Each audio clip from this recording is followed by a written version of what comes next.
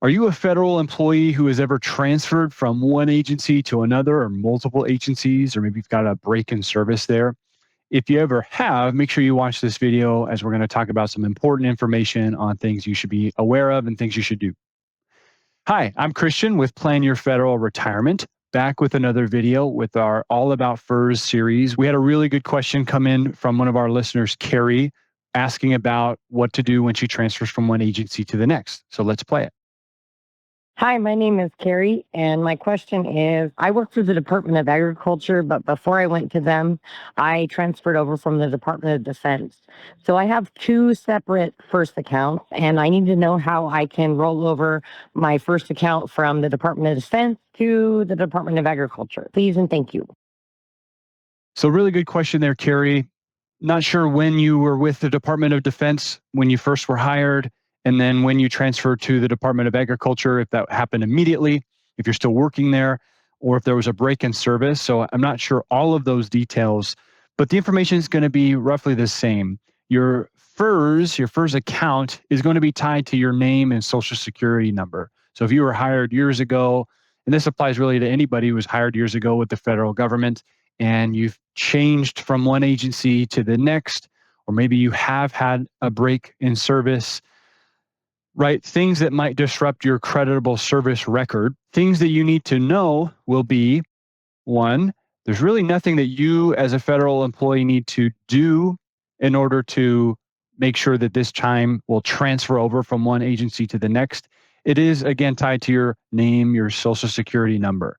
You don't have to have, you're not going to have multiple FERS accounts. Something that you'll want to do, though, is make sure you're downloading all of those SF50s, those notification of personnel actions that you'll get at least once a year, because on it, it'll say what agency you're working for, your comp, all those details there, if you were paying into FERS.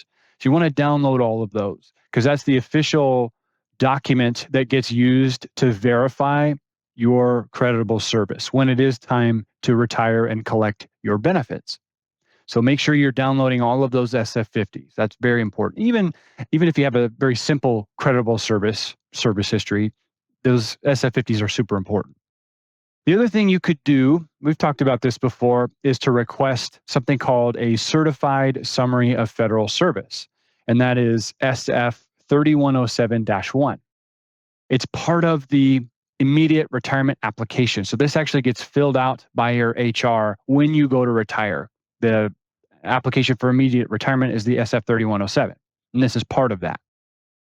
You can actually request the certified summary of federal service while you're still employed.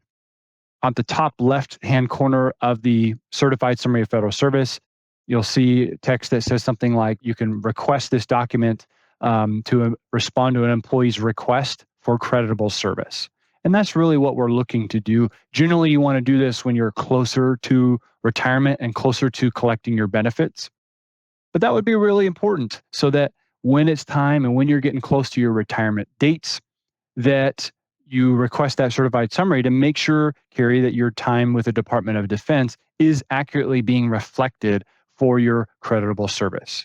And if it's not, you've got some time to make sure you get all those ducks in a row and make sure you've got that time and look back to your SF50s for when you were working there to prove to HR that you did have that credible service there.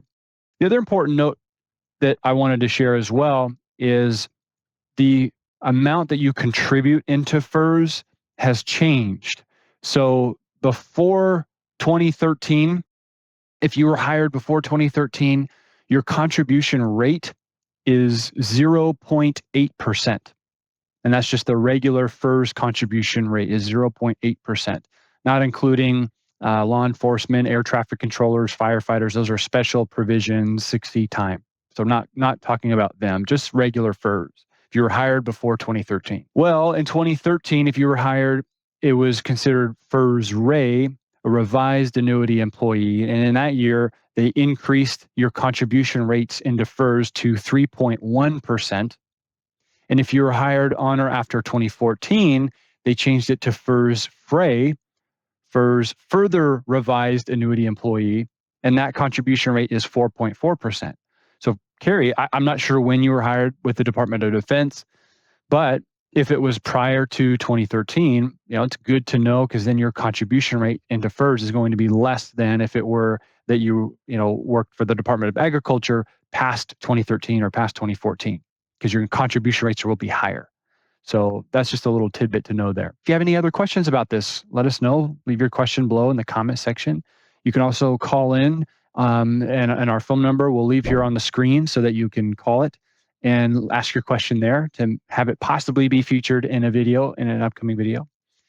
Make sure you're subscribed to our channel and leave a like. That always helps. And until next time, happy planning.